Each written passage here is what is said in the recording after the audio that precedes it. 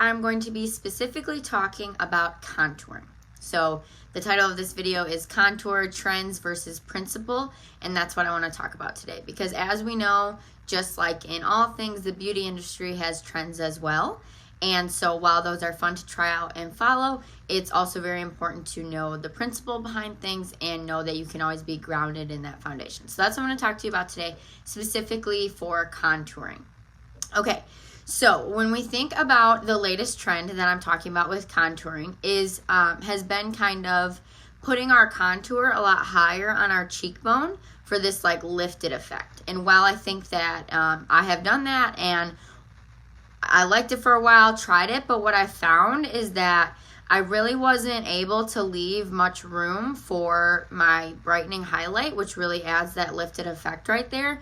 And that's why I did some more research and am back to the principle. And that's what I want to talk about today. So a couple key points I want to hit on while we're contouring, and I want to pull my hair back. So just a little FYI, this is just leftover makeup from today, and I tried to like rub off my contours. So we just have touched up highlights and some eyes on, and we're going to be just focusing on contouring today.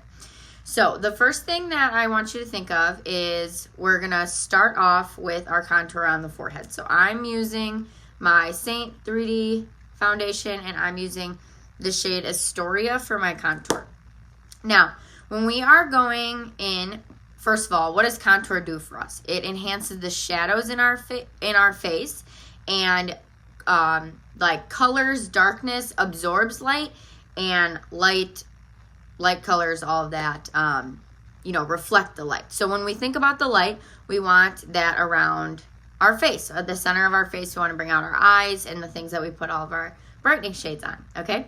So contour is going to absorb the light and help us draw attention to those key areas that we want by kind of fading out the other areas, okay? So we're going to start off with contouring our forehead. So you're going to go up from, I want you to think about for your forehead, find the peak of your brow. Now, I think it's very important to use your face as a roadmap, okay? So like, this is why we don't want to just watch other people do what they do. We want to make our makeup best enhance our own features. So I want you to feel for the things on your face, not just look at somebody else do it. Okay, so I want you to find the peaks of your eyebrows and make a triangle.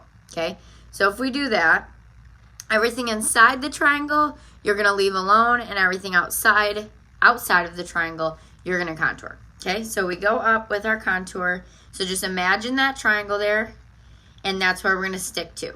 Now, since our hairline is a part of that, I want you to focus on starting right at the hairline first, because you want the darkest part of your contour to be near your hairline, and it'll kind of fade off from there, okay? So we're imagining that triangle that I just built. You can kind of start at the hairline with that dark shade, going down to the temple, and then, like I said, with the triangle, it's going to come in a little bit more here. So we're starting right there, and we're building in. So like I said, darkest part is going to be right at the hairline, just because that's how light naturally reflects. And then you'll kind of fade in, and we're imagining that triangle. So this part is going to go in a little bit further than that. Okay? And then you can kind of blend that out. So like I said, darkest part, and we're drawing a triangle from the peaks of our eyebrows, and that's how we can make that work for our face. Okay, so that's your hairline. Now, moving on to the cheekbones, let's think about this. So the angle that you're going for is really going to depend on the look that you're going for your face. So you can think about this in relation to clothes, okay? So if you want to look thinner, you wear vertical stripes, and if you want to like fill something out, you wear horizontal stripes. Same for the angle of your face, okay? So if you want a more slimming, thinner look, if you feel like your face is already pretty full, you're going to go more vertical with that shadow. And if you feel like you have a pretty thin face and you want to fill it out a little bit more, you are going to keep it more horizontal. So that's up to you about your face. Now, the trend, like I said, has been putting it on top of your cheekbone. We don't want to do that. That's not where our natural shadow is. I don't want to, actually, back up. I don't want to say we don't want to do that, because I truly believe there's not a wrong way to apply your makeup. It's all about works best for you. So You know, I'm all about trying the trends. I liked it. That's one. I did like it. But what I found is there wasn't enough room for me to add in that highlight. This is just bothering me as we go, so I am going to go in and just touch up with highlight to kind of soften that line, because that's what I would normally do, because we normally start with the contour, so I'm just not used to that. Okay, so soften that line, and like I would have right here too, so I have that light highlight. Okay, so like I said with the cheekbone, you're gonna feel for your most prominent part of your cheekbone. Remember, we're talking principle, not trend. So feel for the most prominent part of your cheekbone, and you're gonna go directly under that, okay? And then remember, whatever look you're trying to achieve, you're gonna create the angle. So first, also look where the most natural part is, natural shadow in your cheekbone, and kind of decide from there. I feel like my face is pretty full. I don't want it like super much fuller than it is. So I'm gonna try for a more, just like probably a medium angle right there, okay? So like instead of going super horizontal or super vertical, I'm kind of like right in the middle. So I'm going up the temple a little bit, and then what I want to do is blend upward so that it is giving that lifting effect still. So that is kind of like the basis of the new trend right now, and why we're doing that. We do want to lift the face. We just necessarily don't want to take away from the part where we want our highlight to be. So I am blending up. And again, like that line is completely up to you of if you want it to be more horizontal. That's if you're going for more of a full look, or more vertical if you want slimming. So think in relation to how you'd buy your clothes. Okay, and then we blend up. So as you can see, just looking at me straight on, now I have that natural shadow coming into where my cheekbone would be. And I'll do the same thing on the other side. So I feel for the prominent part of my cheekbone, and I go directly below that, and I pick the angle that I'm going for.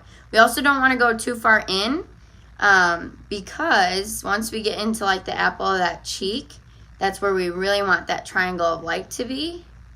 So it's important to stop where it starts to get squishy, okay? All right, so like I said, we're blending up, and that is contouring our cheeks. So I encourage you to just play around with this. You might just have to, you know, find what angle works best for you. You might not know if you want more of that full look or more of the slimming look. But the important thing is to follow the bone structure of your face. Use your face as a roadmap and kind of follow that structure. Hey, Han. Okay, so we have our contour on in that triangle, darkest coming down so that it's following that hairline. And then we placed it on the cheekbones. Now, I'm going to do a little snatching effect of the jaw. So I'm going to go right down from the ear, nice and light, and then directly straight across. Okay, and then that kind of same thing. Let us blend it out. Gives us that effect of the more slimming shadow effect of the jaw. Same thing over here, straight down from the ear. Hi. Yes, snatch. And then straight across. So typically, we all want more of like a thinning effect on the jawbone. So that's kind of like the same principle for everybody. Whereas your cheeks, you kind of get to decide. So we're going principle, not trend. So I went down from the ear and over. Now, for under here, if you want to bring this more of a shadow, so you'll see where the natural shadow is, right behind here. You don't want to go right where that is, because this is the part that we're actually trying to cover. So you actually want to go right behind that. Okay, so the important thing is that we're not adding makeup where makeup doesn't belong. That's kind of like our go-to with Saint.